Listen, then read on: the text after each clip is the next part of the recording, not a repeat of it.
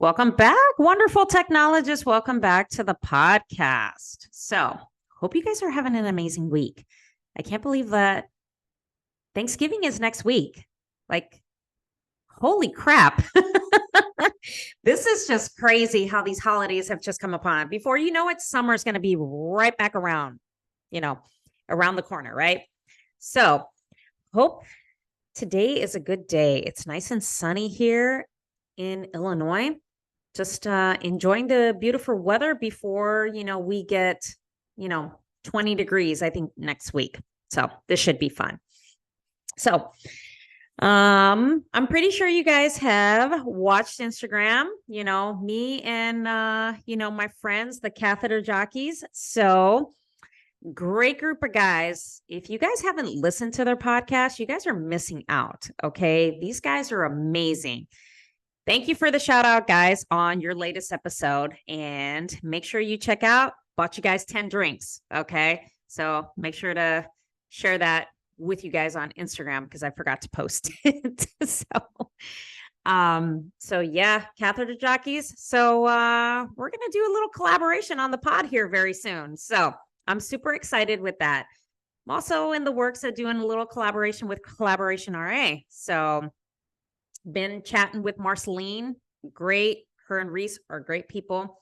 I think what they do is amazing when it comes to advocacy in our profession and really elevating what RAs really do. And yeah, I'm super excited. Still got to reach out to my girl Prof B. So I will be doing that. It's just mom life, work life, home life. I got to get my priorities together, guys. Okay. So I will be doing that and making sure I reach out to you guys about that. So in today's episode, we're going to do the series that I created. We're going to do some CT trauma stories because I've got an interesting one this week. So this story happened right in the middle of COVID.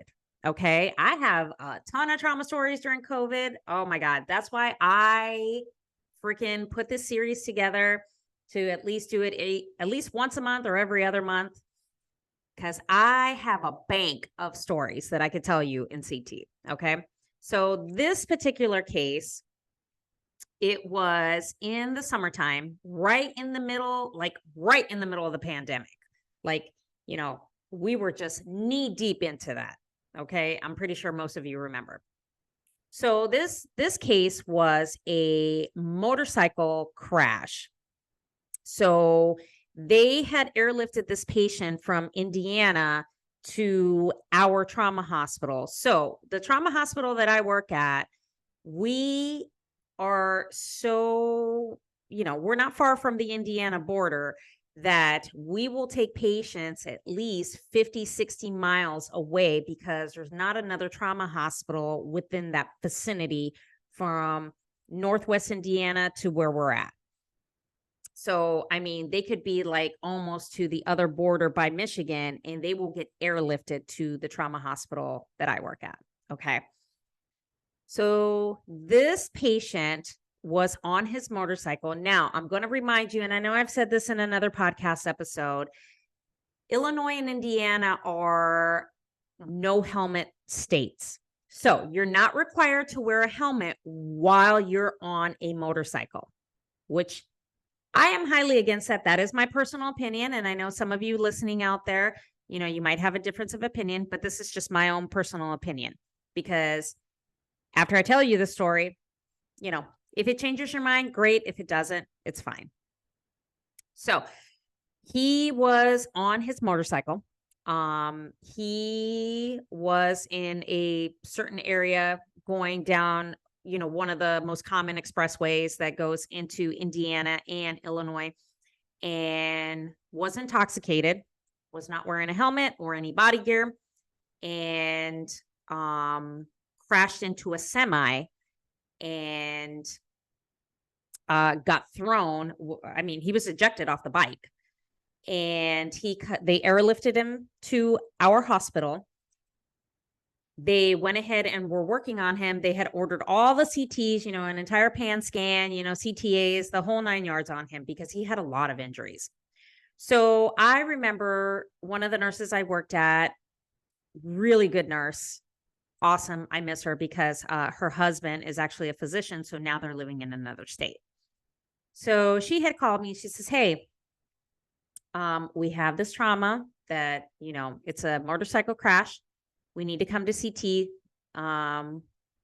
The patient's chest is open. So I'm thinking, sometimes, when they come out of surgery, they'll have like an open chest, but it's like draped. So I'm thinking that. And she says, no, Karina, like this guy's chest is open. I said, okay.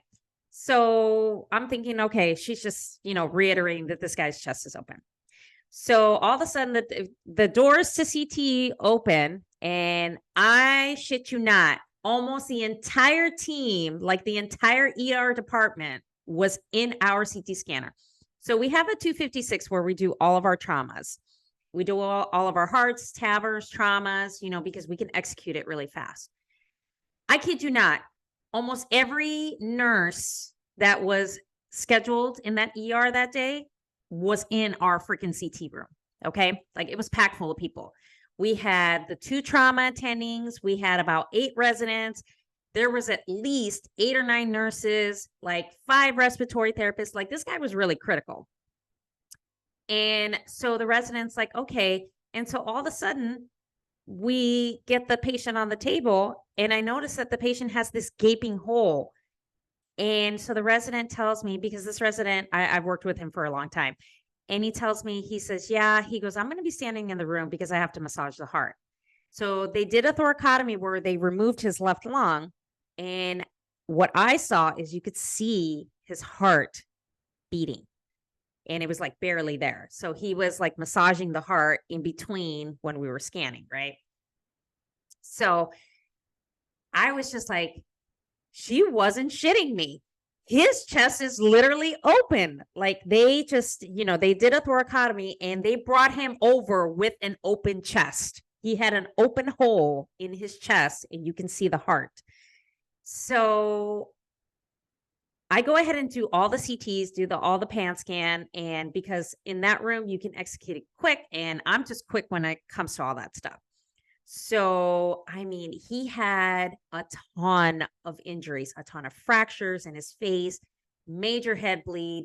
I think C4, 5 completely fractured, had, T-spine fractures, L-spine fractures. His pelvis was shattered, had multiple extremity fractures. Like this guy was a hot mess, okay, because he got ejected and they weren't sure what his prognosis was. So then after we got him done off the table, went straight to surgery.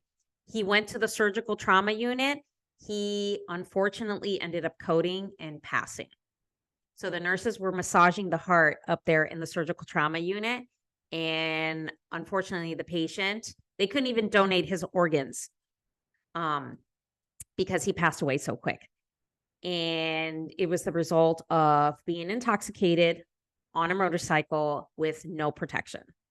So one of the most interesting cases I have ever done in my entire career as a radiologic technologist, which it's 22 years now, 20 years as a CT tech. Things I'm telling you, working in a trauma hospital, nothing is ever boring. It will keep you on your toes. And it's like, holy shit. Like after that case, I just couldn't scan another patient because I had to like put myself back together and said, what the fuck did I just see? Because I had never seen anything like that. Like I've had patients who have come down with an open chest and everything. And it was not as extreme as that, where they literally came over and the guy had a hole in his chest. So very interesting story. Unfortunately, it didn't have a good outcome because of the injuries and just that he was intoxicated. And it just, I'm telling you, it's just one of those cases that you will always remember. So hope that was a good story. If you have an interesting story, in CT, like email me. I would love to hear it, or shoot me a DM on Instagram. I always love to hear stories when it comes to CTs on interesting things, because some of these patients keep us on our toes. And, You never know what you're going to encounter because every day it's something new, it's something different, whether you're an X-ray, ultrasound, MRI, IR, cath lab, doesn't really matter. It is something new, and some patients will shock you with some of the things that they do or some of the things that you see. So, all right. So that kind of wraps up this episode, and hope this was a good story for you. So CT trauma stories, it's usually a series that I do every single month. I try to do every single month or every other month, where I go ahead and give you the best trauma stories that I have in my career. So just to kind of share some of those things that I've seen over the years. So if you're interested, send me a DM. Love to hear your story. Send me an email. Always love to hear that. If you're interested in any CT courses or anything to kind of help you out, if you're a beginner, need a refresher, want to learn something, I got some awesome courses and resources on my show notes that I'll leave all the links on. So you can kind of get yourself on board on that and get yourself some education. I will be coming out with some more things, probably some new courses for 2024. And because we're kind of wrap up 2023 and take a short break for the holidays because I need some rest and relaxation. So, hope you guys enjoyed this episode, this series of CT trauma stories, and I will chat with you guys next week.